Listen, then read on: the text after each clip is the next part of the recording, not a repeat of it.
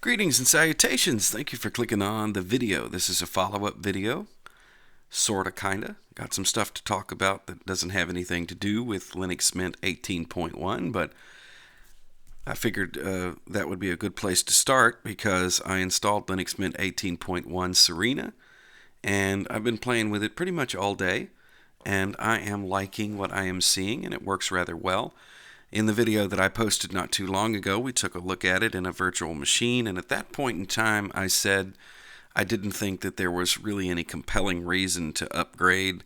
If you're running Linux Mint 17.3 and it works fine, leave it alone. If you're running Linux Mint 18 and you like it, no need to upgrade. However, as far as Linux Mint 18 is concerned, I'm kind of going to back up on that a little bit because I have found that Linux Mint 18.1 running on hardware is more stable than Linux Mint 18 was. There was a few bugs going on in 18, just a little bit of shakiness here and there, and those seem to have been addressed in Linux Mint 18.1. So if your Linux Mint 18 experience is a little bit weird, you might want to go ahead and do the upgrade to Linux Mint 18.1. We'll talk about upgrade processes in just a couple of moments here. The first thing that I came across, which was kind of strange when I installed this, was, and I know it sounds like a little thing, but to me it was kind of a, I don't know whether this is how they're doing it in Linux Mint 18 or whether it was something that happened during the upgrade. But I noticed that when I opened my terminal, I didn't have any colors. See, I like these groovy colors that you get here. It helps me to know what I'm looking at, and there were no colors at all. So I went searching for how to fix that, and the first place I looked was in the Etsy directory, because in Linux Mint, they're a little bit strange in that they don't have a local bash RC file for every person that has an account on the machine. They don't create one. So if you want to create a bash RC file, you're going to have to do that yourself. And that allows each user to modify their bash environment the way they want to. Now, in Linux Mint, they just have the global bash RC file. And this is what it looks like. It has a lot of stuff in it, but it's really not as big as you would think it would be. It's just a few things. And there's, of course, you could go through and put the color commands in there if you wanted to, but what I elected to do as a quick and dirty way of dealing with it was to copy the .bash rc from my Ubuntu 16.04 machine. And this has the color prompt and the color commands in it, and plus a bunch of aliases that Linux Mint doesn't seem to have that are standard with Ubuntu. So that's how I ended up getting colors and got what I think is a little bit better experience working in a terminal. So that was a little bit of weirdness.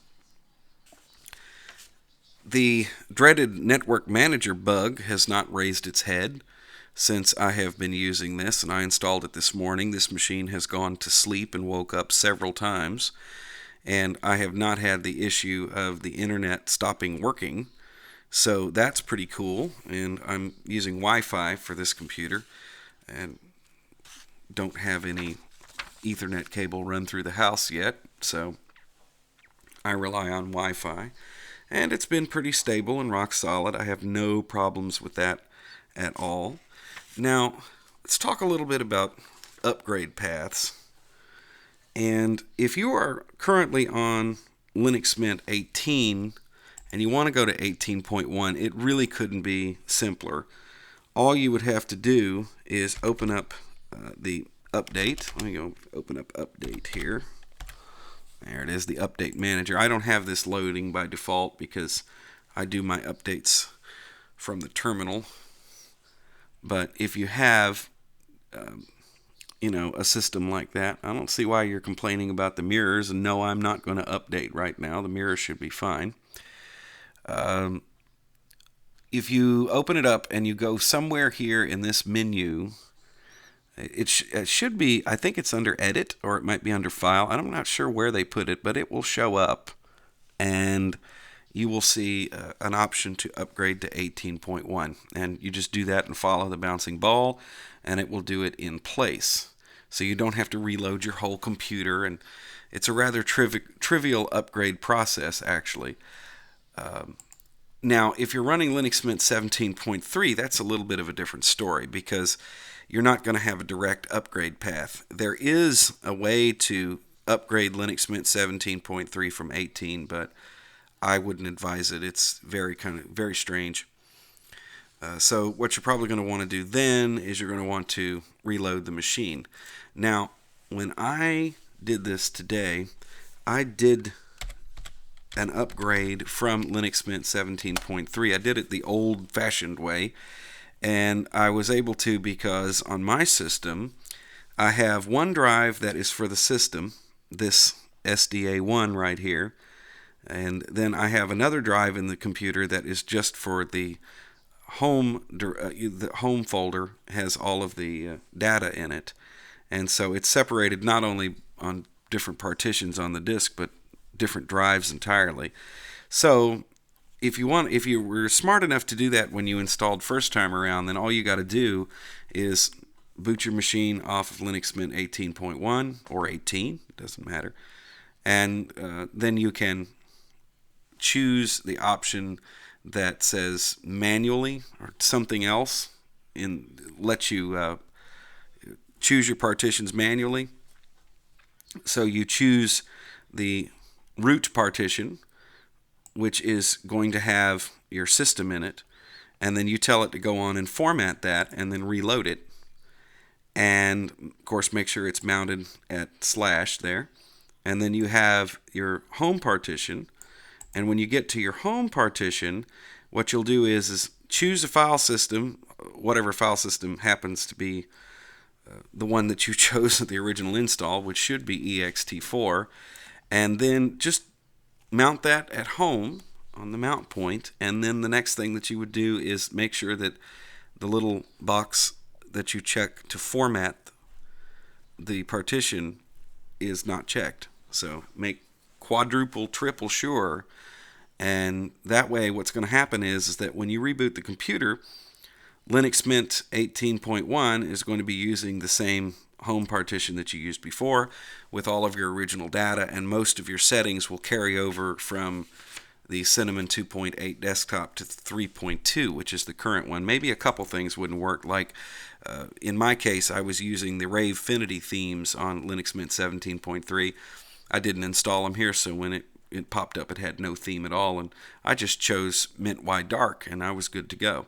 Now, if your hard drive is not set up with separate partitions for the system and home, then what you're going to have to do is back up all of the data out of your home folder and then reload the system and start over from scratch. That's really the best way to go. It's just nuke and pave if you're going to be moving from 17.3 to 18 or 18.1.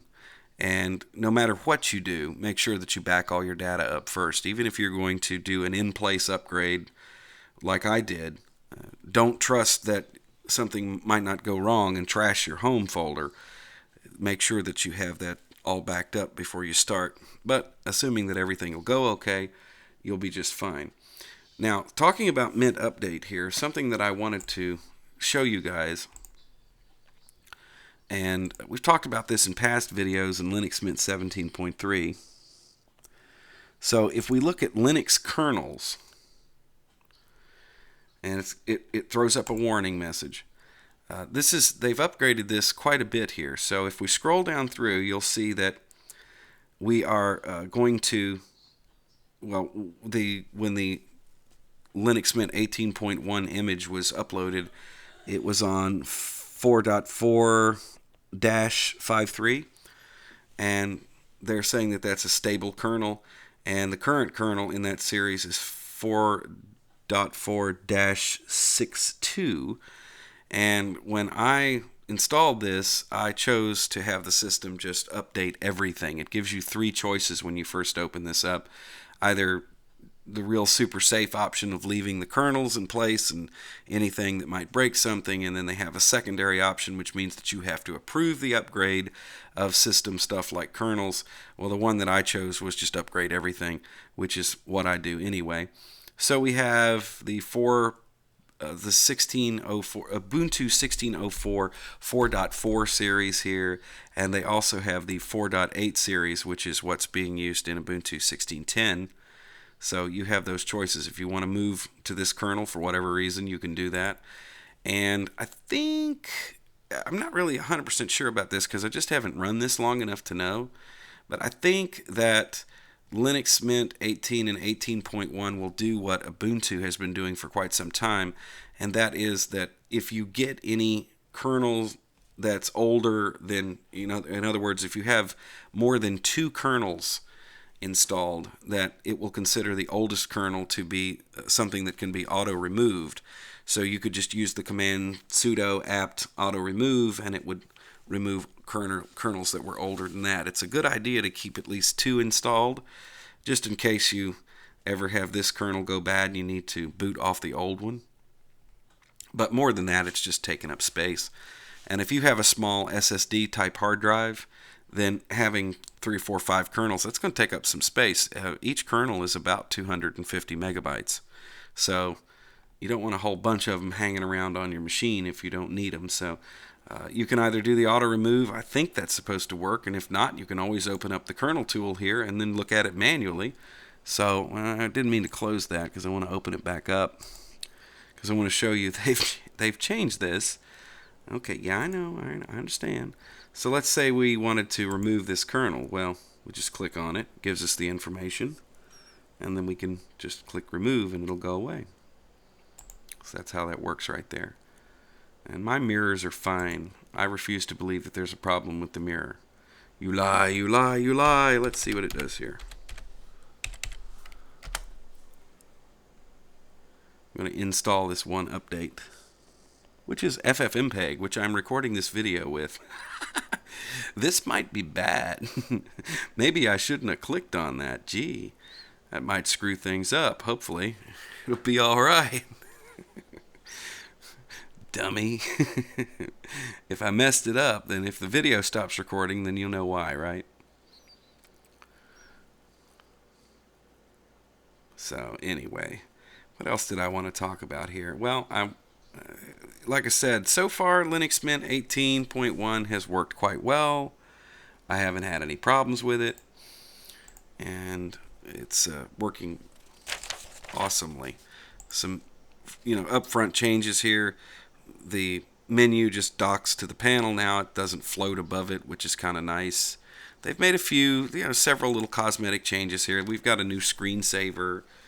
We've got just a couple of little tweaks here and there. So it's not a huge difference between Linux Mint 18, but it does tend to feel a little bit smoother. Okay, so what else did I want to talk about? I want to talk about one of the things that makes the Linux Mint 18 series very different. I haven't really jumped into this before, and I figured I'd take a few moments and talk about it. And these are Xapps. And Xapps are applications that are being maintained by Linux Mint. They have created their own replacements. Most of them came from the GNOME desktop environment, but they had several reasons for doing that. They wanted applications that would render well on lots of different desktops. They wanted to avoid client-side decorations, which I will show you what that is in a few moments if you don't know.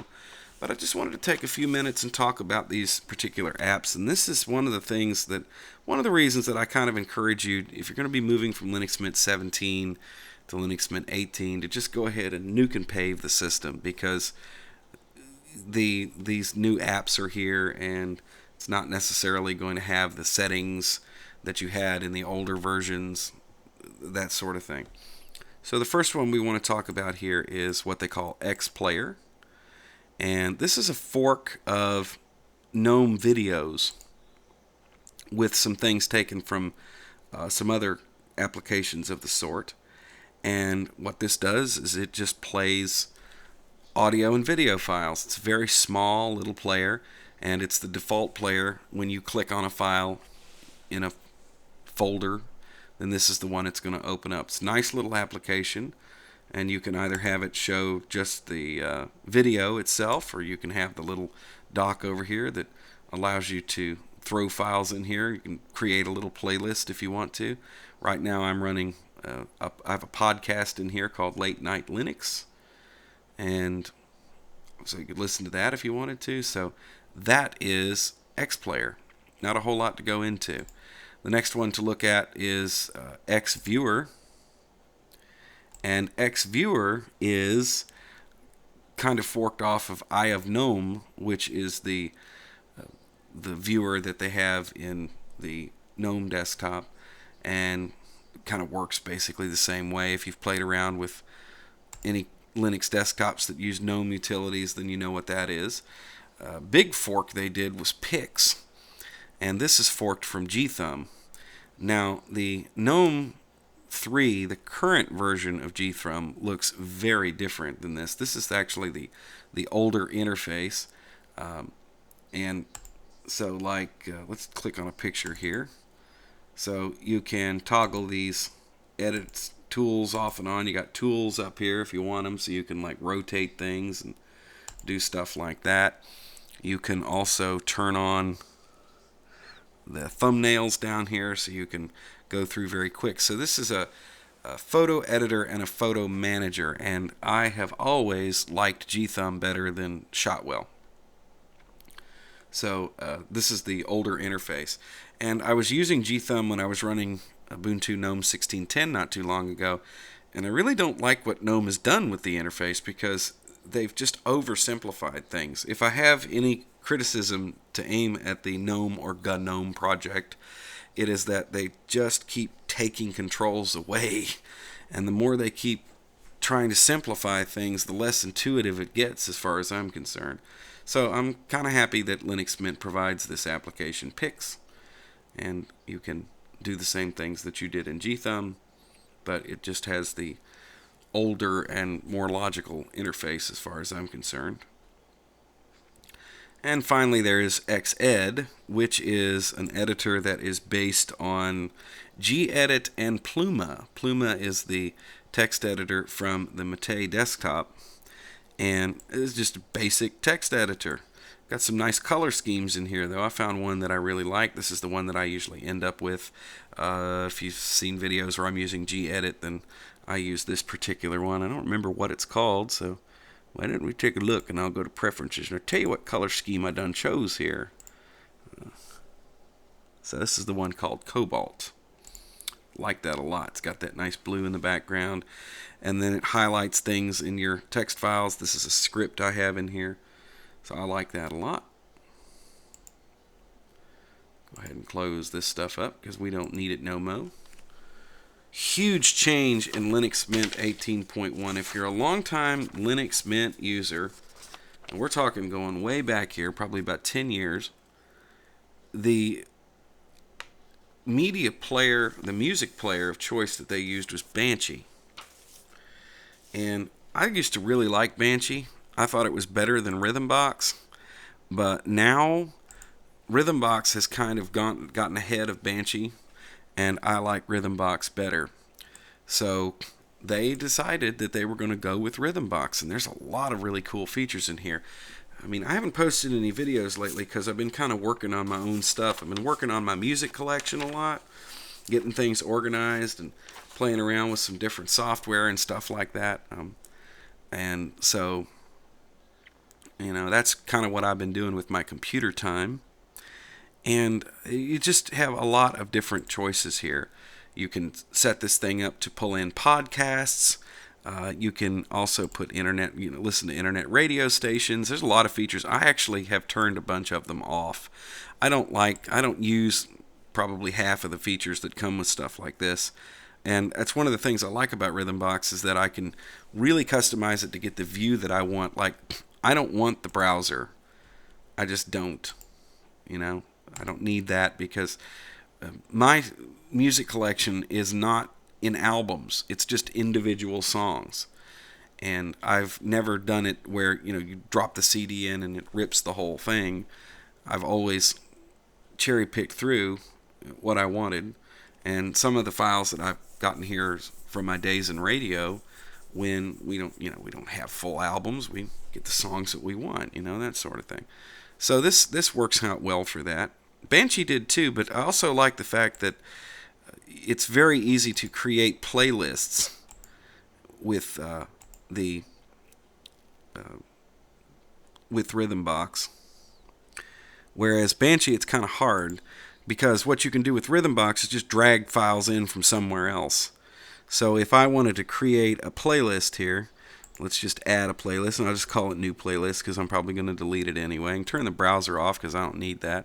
So let's say that I wanted to create a playlist that was just nothing but songs from the 50s. So let me go over here to music is what I wanted. So let's go here. Alright, so I could open up my folder here of 50s tunes and highlight them all. Now watch, I just drag them in. Now I've created the playlist. And at any point here I can add stuff. So if I wanted to add a song here, then I could just grab it and add it. So now the only thing that I don't like is you can't organize these once you've done it. Okay, so you can't like renumber the thing. At least I don't see any way to do it. I looked that up one time. But for making quick and dirty playlists, no problem, And if you don't like it, you can just get rid of it. Boom, gone. So, cool little application. I do like Rhythmbox.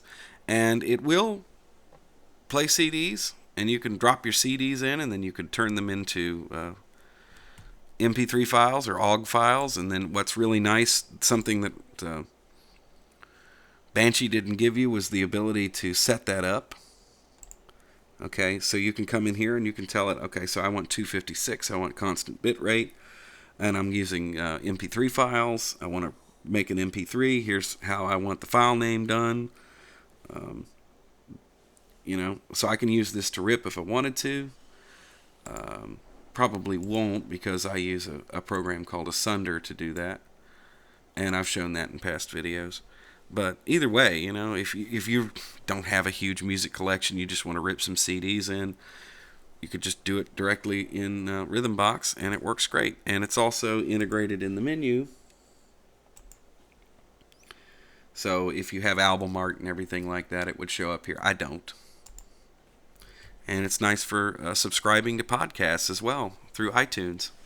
So if you are somebody who's into podcasts, that'll help you keep up with those as well. So, very nice indeed. Let's see if there was anything else I wanted to talk about while I was doing this here video. No, I think I've pretty much covered it all. I will show you, in past videos I've talked about MP3 Gain, and I have gotten to the point now where I have become very proficient at using MP3 Gain at a terminal. So I will give you a for instance here. I'm going to show you how that works, because in the past, when I have talked about it, I've talked about using the front end, which is called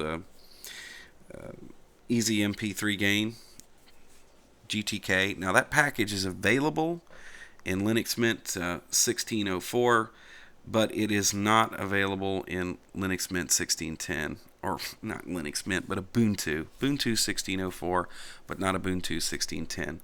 So they have taken that one out. But you can get the MP3 package, the MP3 Gain package, and the AAC Gain from a PPA that's run by Martin Wimpress called Audio Stuff. We've talked about that too. But I just wanted to show you real quick before I wrap up the video. We'll put that into action. So I'm going to go to Downloads. Okay, I'm going to list the storage, and you see that I have that one MP3 file in there, which is fine. Now, this goes by directory, so you could have one MP3 file, or you could have 3,000 of them, and it will do this the same way. And the manual page for MP3 Gain, by the way, is on the internet. When you install the MP3 Gain program, it doesn't put a manual package on your system. So you can look these commands up if you want to. So if I want to level that particular file out, I go to MP3 Gain, and I'm going to give it R, and the flag R there, the option R, what that's basically going to tell it to do is take each individual MP3 and try and find a nice moderate level so everything sounds the same if they're playing in a playlist, which is what MP3 Gain does. It adjusts the gain to an RMS mean level where everything kind of sounds the same volume. And this is very nice if you have a very large music collection, which I do. So just in this case, I can just tell it to, there's other stuff in here. So we'll do star MP3. So if I had, like I said, if I had 40 MP3 files in here, it would just go through all of these things and it would set the gain. It does it in the file. It's not in the tag. It's not giving a replay gain. No, it actually resets the gain in the file, which is the reason why this program is so unique, and I'm always asking about it. And it says that there are no changes necessary to that file. That's probably because I have run MP3 Gain on it before. But if it had not analyzed that file before, then you would see it analyzing it, and then it would make the changes. And it tells you exactly what it's doing as it rolls along. So that is pretty cool, actually. So that is MP3 Gain in action from a terminal. Super duper easy to use and lots of options. So if you have a large music collection and it's in MP3 format and your levels are all over the place, do a little research and find out about MP3 Gain. Ubuntu used to have it in the repositories by default up until probably, I don't know when they dropped it. It went away as of 16.04, I know that, but 14.04 has it, and you could just install it that way. But now you're going to have to go search for it, and you can just go to Martin Wimpress's lovely PPA, and you can download it from there, or you can attach the PPA. It's called Audio Stuff. So look for Martin Wimpress PPA Audio Stuff in a search, and it will pop right up. So anyway, gang, I think that's all I wanted to talk about in this here video. Been a while since I posted something, so I figured we were due for a ramble. I am hoping to have a pretty cool interview coming up here. Now, I haven't heard from my guest, my prospective guest. I'm not even going to tell you who it is because at this point I'm not even sure whether it's going to happen. But we've been trying to get hooked up here for like 2 weeks, and he's had several things happen. Everybody in his family got the flu, you know, that sort of thing. It's that time of year, and I haven't heard from him yet. But hopefully in the not-too-distant future, we're going to be able to get together and put together a little podcast and talk about some very groovy Linux-related stuff. So I'm hoping that that will come together. I don't even want to drop a hint as to who it is or what it's about, because at this point I don't know whether it's going to happen or not. And if you have any ideas for videos that you'd like me to do, send me the feedback. You can either put it down in the comments here for this video, or you can contact me through Facebook. Just click on the Facebook page. I got the link in the description to this video, and give it a like if you would, please. I certainly would appreciate it. And also, you can contact me directly through easylinux.com on the contact page there. So that will send me an email to a special email box just for my Easy Linux clients, and you can contact me there. Also, check out freedompenguin.com for lots of great stories about Linux. And like I said, man, if you got any ideas for videos, things that you want to talk about, shoot me a message and let me know. Because, I don't know, it's kind of a quiet time in the Linux world right now. We're all kind of waiting for something cool to happen. So, kind of low on ideas, to tell you the truth. Anyway, I've rambled on long enough. Thank you for watching this video. We'll do it again soon.